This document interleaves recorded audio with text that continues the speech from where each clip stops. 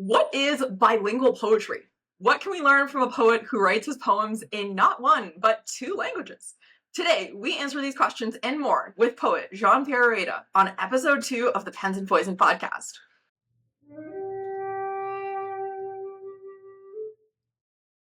Welcome back, everyone, to the Pens and Poison podcast. I'm your host, Liza Libes, and today I have a very special poetic guest with me. I learned about Jean Pierre when I ran a poetry contest over on Instagram, and his poem, Heart's Honeycomb, was our winning entry. I'm so excited to speak with him today and learn all about bilingual poetry. Jean Pierre Rueda is a Costa Rican poet and writer currently residing in Compton, California. In 2021, Jean Pierre introduced his first Spanish poetry collection, Herencias, published by Alegría Publishing. This exquisite anthology delves into themes of love, family, heritage, and pays homage to significant Latinx figures, portraying them as pillars of artistic and cultural triumph. His latest creation, Amor Entre Aguaceros, or Love Between the Downpours, stands as a bilingual poetry collection. It's a heartfelt dedication to all those compelled to rely on their imagination to reconnect with their homelands when migration circumstances prevent physical return. Jean Pierre Rueda has graced various stages with his poetic performances, captivating audience at prestigious events such as the Dolores Huerta Foundation benefit concert, the LA Film Festival, the Panamanian International Film Festival in LA, the DA Center for the Arts, Chevalier Books, Village Well Bookstore, The Last Bookstore, Ari Arte Centro Literario, Café con Libros, and Sims Library of Poetry. Jean Pierre, thank you so much for joining me today. Thank you, Lisa, for having me. I'm excited to share my poetry and learn more about yours as well. Of course. All right, well, let's talk a little bit about you first. Why don't you start off and tell me a little bit about what got you into poetry, and at what point in your life did you start thinking of yourself as a poet? Well, I think the road to poetry really came from traveling from one country to another. So I was born in Costa Rica, and I moved to California when I was 16. I first felt or knew that I was a poet when I was 18. Graduating, I wanted to become a journalist, and at that point in my life, I wasn't able to pursue that. College was super expensive, and I just wasn't able to do it. And poetry was a way for me to document what was happening in my community, things as an immigrant, they go through your mind when you're graduated, and you don't know if you're actually going to be able to pursue a career. So, years after that, I was able to actually present some of my poems live, and I was able to connect with some of the people, with the readers. Not people just from Latin America, but from China, from different countries in Africa. They traveled from their countries to the U.S., and poetry was really a bridge between all of their experiences, whether they were talking about how nostalgia keeps some memories alive, or how their relatives are able to touch in their memories through poetry. So yeah, okay, amazing. I also come from an immigrant background, in case you can't tell by my very difficult to pronounce name. So I fully understand, and I do think that poetry is a really great way to kind of connect with cultural background. I think a lot of my poetry is also informed by my own background, so I really do see poetry as a very interesting vehicle to be able to kind of go from, one culture to the next and bridge cultural experiences through language. And it seems like a lot of that very much plays into your poetry collection. Why don't we talk a little bit about your latest poetry collection, Amor Entre Aguaceros, or Love Between Downpours. So your poems, I took a look at your poetry collection, very, very cool. Your poems have the Spanish version and then the English translation. I'd love to hear a little bit about, what your poetic inspiration looks like, how you compose your poems. Do you write in English first? Do you write in Spanish? How does your kind of brain work with both of these languages at once? And what inspired you to, create this bilingual poetry collection? it was a challenge. It was a beautiful challenge, actually. I always feel that whenever I'm speaking English and I'm trying to present an idea, there's glass between myself and the message. And then that's kind of where poetry comes in. The more I write, I start to crack at that glass until I'm able to really share what I'm feeling. Yeah. Okay. Wonderful. Yes. So my poems are actually born in Spanish, and I used to write a lot.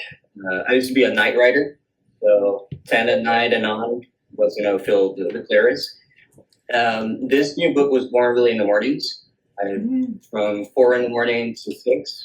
I would just grab an idea. I was really digging at the idea of things having memories. In my case, I think that the rain kind of brings me back to my Costa Rican background. It really grounds me back to being a kid. And California doesn't really rain that much, but when it does, I just treasure it because it brings me back to that. I can connect with my mom in a sense that we can talk about all those things that we miss from our country. Yeah. What would you say you miss the most? So, honestly, it's the green. The country is so green. California is beautiful in its own way. It's sunny all the time, but I just love when it's kind of gloomy. Yeah. Love it when it's a little bit humid. Time is slower in Costa Rica. It's not as busy as it is in LA or cities in California. Yeah. Wow. Do you feel like that factors into your poetry at all? Kind of this big greenery. Yes. Whenever especially if I'm describing something from my country. Yeah. My grandma was born in the Pacific Coast, and she was lucky enough to have the beach on one side and then the hills right next to it. So whenever she tells me a story about where she comes from, she's always digging into that. She'll talk about a certain type of tree that she would like to, that she would remember most when she was a little girl. She will talk about the sort of music that would be played close to the Independence Day in September. So I would feel like most of the poetry is intertwined between memory, music, and colors. Yeah. Wow. Okay. So memory music. That is fantastic. Okay. So you have these kind of memories of your grandmother. Do you feel as if you have one particular memory that has really stood out to you and drives your poems? Yes, it's actually this. I was driving back home a couple of years ago, and seeing the rain hitting the windshield as I was stopped in the middle of traffic, it just kind of brought me back to being 6 years old and walking to school with my mom back in Costa Rica. So I keep playing with the idea of time and how I think can really make you go back in time, right? Through a poem. Wow. So the title, Love Between Downpours, it really is a nod to that. How, in my case, I reach to the range whenever I want to bring back those feelings of nostalgia. I know for other people it might be a different element. It could be clothing, it could be the taste of coffee or tea or something. I feel like the senses are necessary whenever you're writing, and especially when to uplift the memory. Yeah, I definitely think that, the five senses really gives a good sense of, the imagery and some of kind of being there in the moment with you, right? I think, when we use our sensory experience and when we especially describe it in poetry, it really does a fantastic job of, painting that picture. I actually teach writing essays to high schoolers, and one of the first things I always tell them when we start writing the essay is use those five senses, right? And I think that starts to get them to generate some imagery, even though, half of them are very lousy writers. They start to put at least something together, right? So I think that's definitely a very powerful vehicle of kind of evoking imagery. Wow. Okay. So when did you complete this poetry collection, and at what point did you feel that it was complete and kind of cohesive as a collection? Definitely felt that it was done when I was able to finish the poem goes first in the poetry collection. Sure. So the poem kind of tells a story of being rediscovering some pain that I had growing up. Didn't grow up with my dad. And I wrote this poem after finding this mug that had a picture of myself in the book. Oh, And wow. it's called Time in a Coffee Mug. Wow. And that particular memory, I felt like it was kind of like crossed how he uncovers some memory through drinking tea in the Royal Valley. Wow. Hopefully the reference picks it. Yeah. I have the same feeling with the coffee mug. Oh, wow. Okay. In the sense that I was able to rediscover a memory that I was lost. In that case, was talking about not having my dad present in my life and how that affected the decision of family in the future, for moving from one country to another. Now, the last poem talks about family, and now that I'm a father, it's kind of like a contrast. So my dad leaving is the beginning, me becoming a dad, and learning the experience of that and how to value it. So kind of, if you read it in a certain way, kind of loops back. Wow. Yeah, so kind of a cyclical process. Wow. I mean, that's, I think, the mark of all great poetry is it kind of starts somewhere and then it maybe, returns back to the origin at one stage. Very neat. Okay, wow. So your poem or your poetry collection was published by Alegría Publishing. Is that a small press? And how did you first get in touch with them? And, how did you start getting some of your poetry out there? So right in the middle of the pandemic, I wrote a small, it was like probably 25 poems, maybe 20 to 25 poems. And I just self-published it through Amazon. That little book, I was able to send it to a couple of friends, and one of them recommended Alegría Publishing. They focus on bilingual poetry, Spanish poetry, underrepresented voices. That's how they describe it. And through them, I was able to actually publish my first full collection, which is called Herencias. Wow. Okay. And then you went on to the second one from there. I went on to the second one. Yes. Okay. Very cool. Okay, so you actually have a self-published poetry collection first, and then you got through to a small press.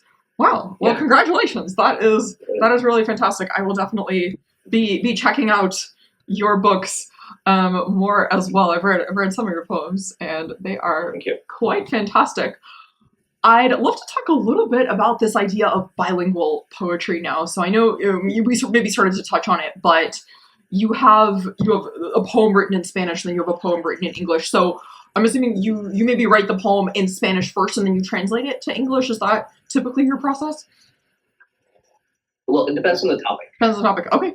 So if I'm talking about something that happened in Southern California, I usually start it in English. Oh, wow. And then it might be translated. I don't feel like things are lost in translation. I think things are found in translation. Not just words, but maybe feelings or certain emotions might serve better in a certain language than the other. Oh. Wow. Okay. Do you have any particular examples there? Yeah. You mind if I read one? Go for it. Okay, so this one's actually called Bilingual. Oh, okay. Very meta. Bilingual says, and I twist my dos lenguas en espirales de letras, descending from el cielo del título to the página de mar, painting lo vivido, anhelado and loved. In this arte of verbos de verdades, de virtues and valleys, there's no muerte que no se cuente, no hay vida that isn't remembered. So that particular one kind of goes one sentence to another and it weaves together. Yeah. Oh, that's fantastic. I love that. I'm glad I have my high school Spanish coming back to me. Wow. Okay. Do you want to tell us a little bit about the inspiration for that poem? Yeah, I definitely wanted to showcase the idea that you can start with one life and intertwine with a new one. So in my case, the bonding of two cultures, Californian and Costa Rican. I feel like in my poetry, that's what it is. I use it as a bridge. Oh. I don't want to lose that feeling of being born in a different country. I also want to be embraced in this present and hopefully future in the same one. Yeah. Wow. And did you grow up bilingual, or did you learn English a little bit later in life when you came to America? I learned it when I was a little kid. It was probably kindergarten started learning it. It was a primary school, so they had to. It was bilingual. Yeah. But I didn't get to practice it until I moved. Right now, that's how I was sent to California. Oh, lovely. Okay. So you've had it in you your whole life, and you've had the kind of bilingual upbringing. Nice. Okay. And it's interesting because the first poets that I met were Dickinson, Whitman. Yeah. Nothing in Spanish. Yeah. Wow. Okay. That was actually going to be my next question. Is do you have any particular poets you would cite as your biggest inspirations? Yes. If it's in Spanish, it would be Federico Garcia Lorca. He's Spanish. Yeah. Giant of all poets. I love Neruda because Neruda's poetry, you can reach out at different stages in your life and you'll find something. You're talking about grief, love, hope, political despair, or anything like that. He's one of my favorites. Yeah. And Emily Dickinson, I love her poetry. I think if I were to rank him, she's the top for me. She's the top, Dickinson. Okay. What do you like poetry? What do you find enticing there? She doesn't sacrifice meaning with a measurement. So I feel like she's able to display in few words what other people books. Sure. I love Emily Dickinson. She's fantastic. I had a little Emily Dickinson phase when I was about 12 years old. She was actually one of the first poets I read, I would say, with her poem "Hope is the Thing with Feathers," that famous. Yeah. And I had this big giant book of Emily Dickinson poems that I carried around. I think eventually I started to shift my own poetic thoughts in a different direction, but I think she's definitely one of the first poets I remember reading distinctly in my life. So I think definitely speaks to a wide variety of audiences and has a just really, really simple verse that I think resonates with a very broad array of people. So very cool. Okay. I love it because it's like introduction to poetry for most people. Yeah. Then you move on to T.S. Eliot. You're a big fan of him. Yes. I love T.S. Eliot. Did my master's thesis on The Wasteland. I was actually telling one of my students about this the other day. He wrote a paper on The Wasteland, and he was like, "I don't understand anything." I was out there reading his Wasteland poem paper. So that's what I love. I love T.S. Eliot, and I think he, a little bit more complex and abstruse and modernist for sure. So, you definitely you gotta start simple, and then you can progress into the less lucid poetry. But I do think that there's a lot of value to be found in the simplistic. My editor always tells me that I should be a little bit more simple in my prose, which I'm working on. That's probably his biggest comment. He'll probably watch this at some point and be like, just bring that up. But I think that it's good to have a balance, and I always talk about in my videos a lot to definitely find a little bit of everything, right? So you want to have kind of a full scope of the poetic tradition. I don't know if you saw, I did a video the other day about it's really important to read the entire tradition of the language that you're working with, because it gives you a different scope of what, poetry looks like developmentally. So everything from the romantic poets to then, going into someone like Dickinson or Walt Whitman, who you also mentioned, who I was actually just thinking about the other day. I was reading his poem "I Sing the Body Electric," which I'm sure maybe you've also encountered. Really, really fantastic poem, but really important. And this is an idea that T.S. Eliot talks about a lot in his kind of essay writing. Really important to have a very distinct grasp of the full poetic tradition to really understand, what came before you and where you fit into the whole poetic universe, so to speak. So I think that's always a really fun one. Yeah. Getting to read. That's on point. Yeah. And I think you need to know where you're coming from to know where you're going. Exactly. And where's your poet want to end up? For sure. Contemporary poets. Do you have any favorites? Oh my god. Contemporary poets. You put me on the spot. Do I read contemporary poets? I don't know. I think I gravitate more towards the older guys. I'm sure there are some good contemporary poets. You put me on the spot. I can't think of any off the top of my head. There are some good ones. No, I'm just kidding. I'll be up there eventually. But I think really my poetic, like, robust understanding probably ends in, like, the 60s. Like, Sylvia Plath and Sexton. Beyond that, I do need to read more. I do have a blank spot in my brain in terms of, like, more contemporary poets. But I'm working on it. That helps me in my first 2 books. So all my friends, I like my friends who listen to it. All my friends are all the poets who ghost, right? Yeah. I mean, and they share some new poem books. And I'm like, I always tell them we gain immortality, right? If they were doing something good. I also think it does take a while for a poet to kind of establish themselves as a poet. So I do think that the test of time tells us something about greatness. So I think that's maybe why I tend to read older poets. I don't know, or maybe I'm just an old soul. Maybe that's what it is. That could be it as well. But you mentioned you mentioned Lorca and Neruda, who are also both a little bit older, and or I guess much older. And I'm actually working on a video right now with kind of top 5 Latino poets, and they're both in there. So those are some of my favorites as well. So I'm glad to hear that you were also inspired by them. Yeah, the idea of romanticism, and whenever I reach for a poet, and I'll quote something from Lorca or something from Neruda. My current favorite contemporary poet is Costa Rican. Oh. And his poetry is beautiful. Definitely recommend you to check out his work. I will. I need to make a list of contemporary poets to read because I just have a blank spot in my brain.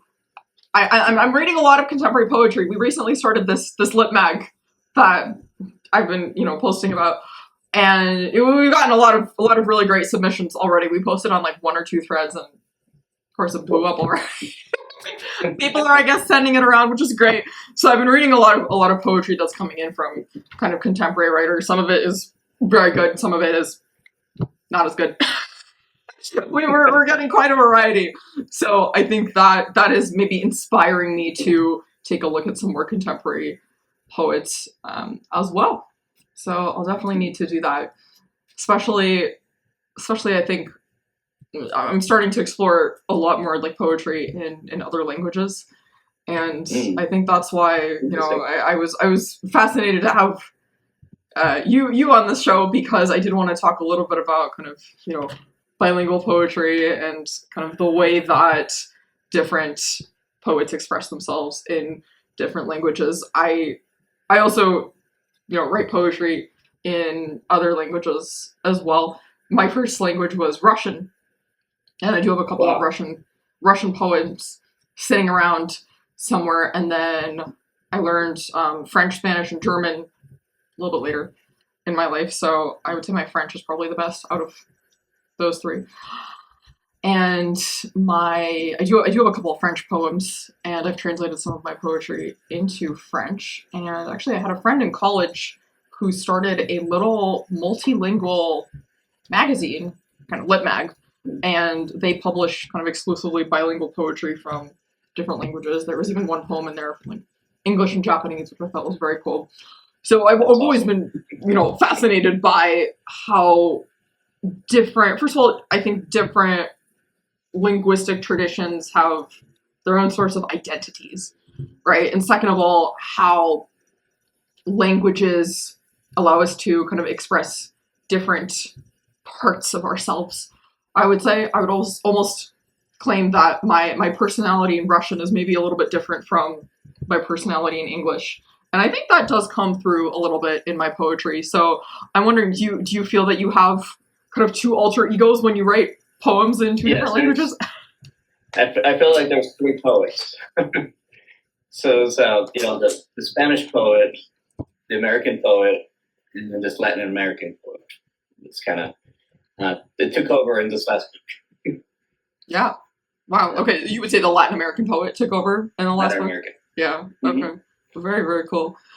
Yeah. I mean, it's just so fascinating how kind of linguistic expression gives us a different sense of, you know, how we put words together and maybe some of the topics we write about. I think, you know, since I grew up in, I guess my childhood was primarily spent in the Russian language, so I think a lot of the poems I write in Russian tend to be more about childhood and kind of family life and some of these more like early experiences in my life, because that's where that language was present the most in my life. And then a lot of my English poems, I think, tend to be more about kind of these like more mature, like adult type moments, right? So I do think that's so interesting that, you know, it seems like, you know, you and me and presumably other bilingual poets have such a robust palette from which to draw experiences, and it seems like every language allows us to paint, you know, words and experiences in a different light, which I think is really cool. And yeah, different fabrics, right? Because you feel a different texture with some words. Yeah, I feel like if I really want to express something hopeful, I reach for English, and if I want something passionate, I go in English. I'm sorry, Spanish. Spanish, yeah. Wow. Okay. Okay. So Spanish is your passion language. Yes. Okay. It travels between the not just romantic, but grief or sadness or wrath or anything that is one extreme. Sure. I feel like the Spanish ones usually play better with the words and the poetry. Maybe a little bit of an intense emotional experience there. Yeah. Okay. Fantastic. Do you feel like you have any particular? You said hope in English. Do you feel like you have any other particular kind of themes or ideas that lend themselves better to English language poetry?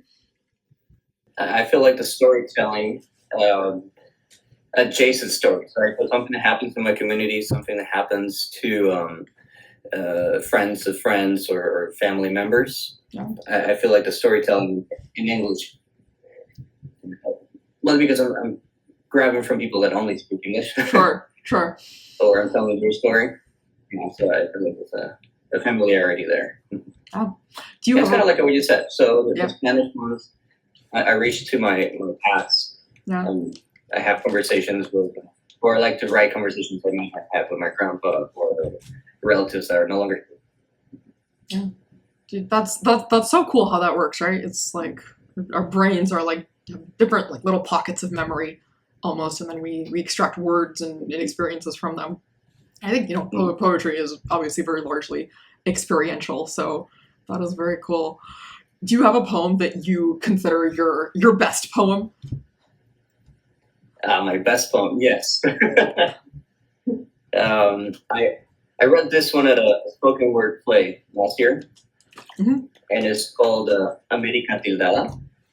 So tildada is the Spanish word for the accent that goes on some words. Oh. And America, outside of the U.S., has a little tilde on top.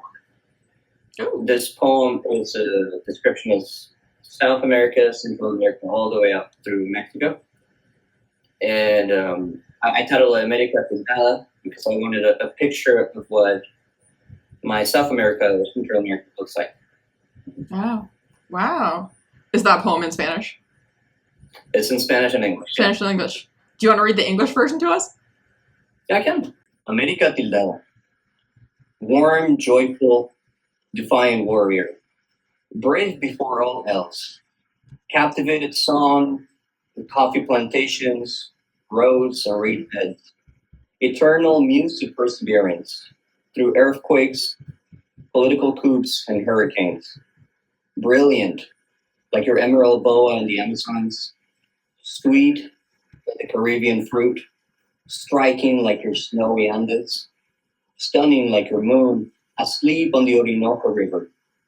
You have seen pyramids be born and grow from your jungle's depths. Empires interpreting the cosmic dance of shadows and planets in volcanic rock celestial calendars, sketching eclipses with your wise codices since the time of the Jaguar.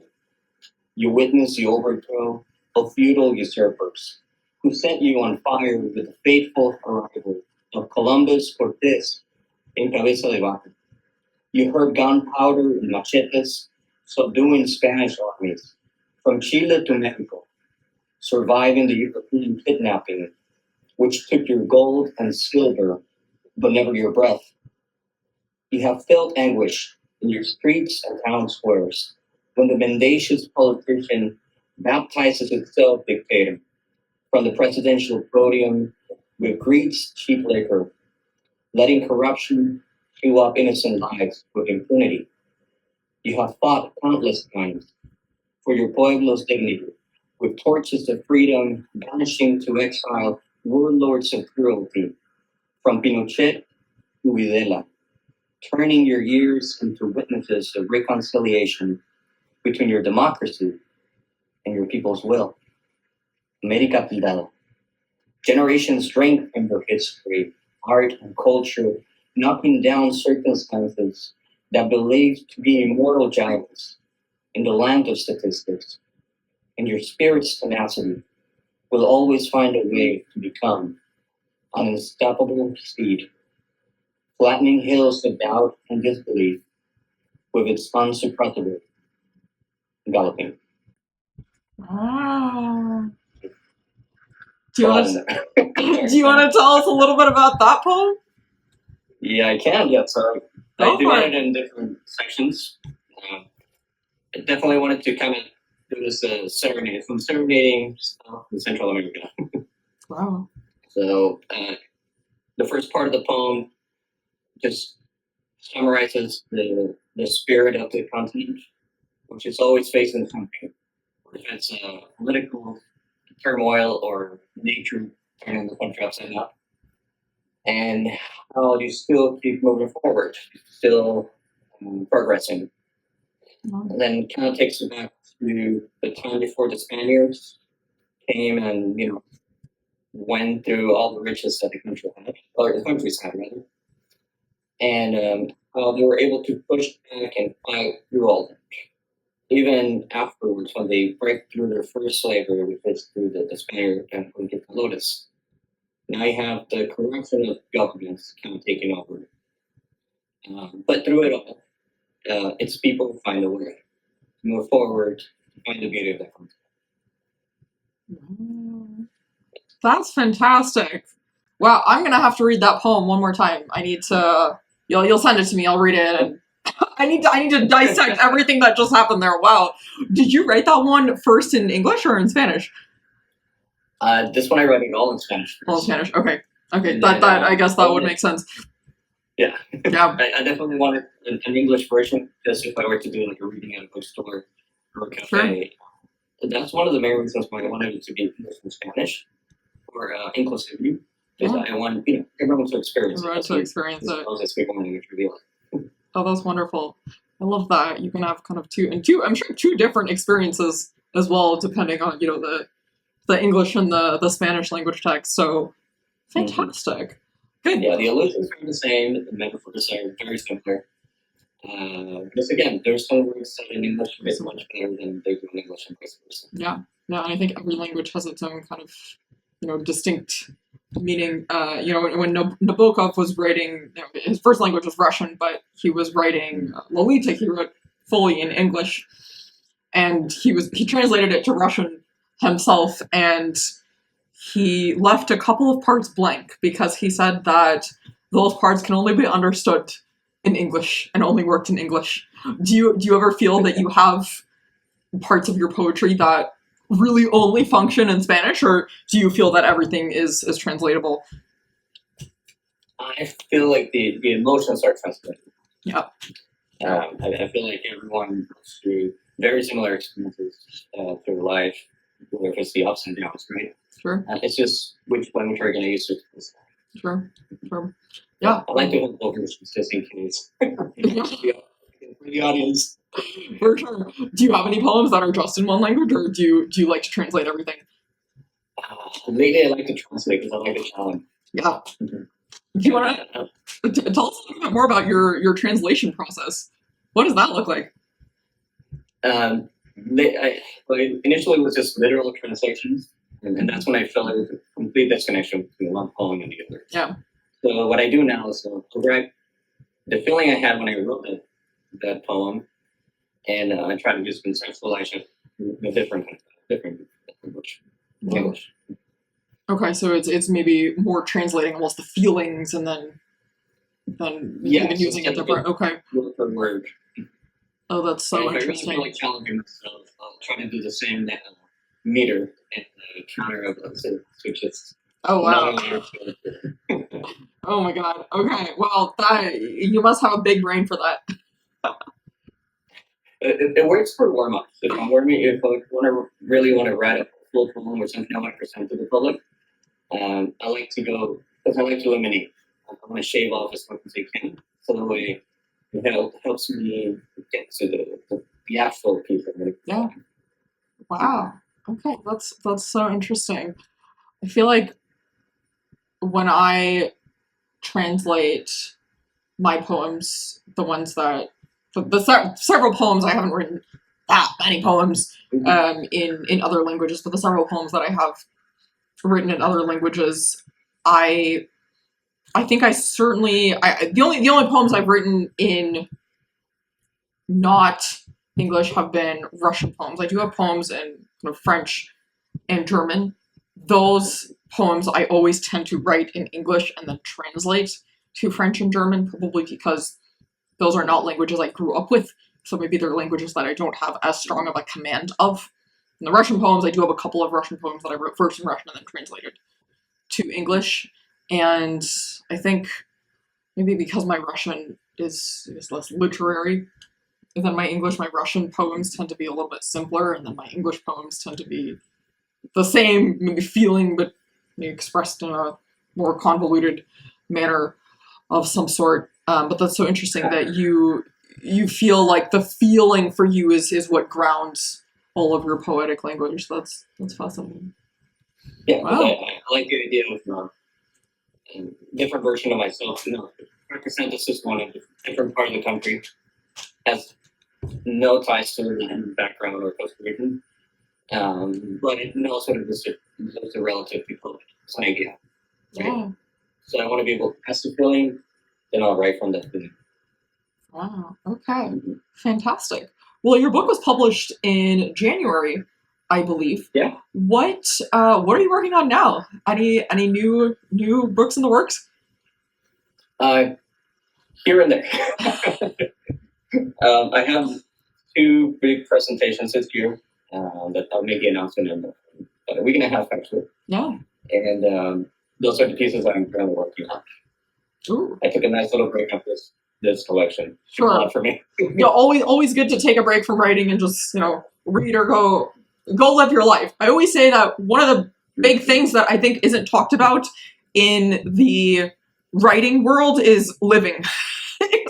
I think a lot of people are so bogged down in their reading and writing that they forget to go live their life and gather those experiences that are worth writing about. Right? So I think that's very important. So good. Breaks are good. I certainly approve. I think everyone needs to sort of step back sometimes from their work, and I think also when you step back from it, you come back to it with maybe a more mature understanding of what you're trying to accomplish as a poet, which is always a positive. Okay, wonderful. Do you write prose as well, or do you focus mostly on poetry? I focus on poetry. Focus on poetry. Okay. Okay, good. I applaud all these that do. Yeah. It's, I think there's a reason that there are very few people who we know as both poets and novelists. If you think about it, there aren't that many. Right? It is kind of 2 different parts of your brain, I would say. There are some. Sylvia Plath, my other idol. So in Spanish would be Yo García Márquez. Yeah. Oh yeah. And Borges. So yeah. Jorge Luis Borges. Yes. Wasn't as known for being a poet, but it's a cool metaphysical stuff. Just being a poet. Yeah, I love Borges. Borges is actually, I think I might have talked about this at some point on my page. He was one of the first poets I read in Spanish.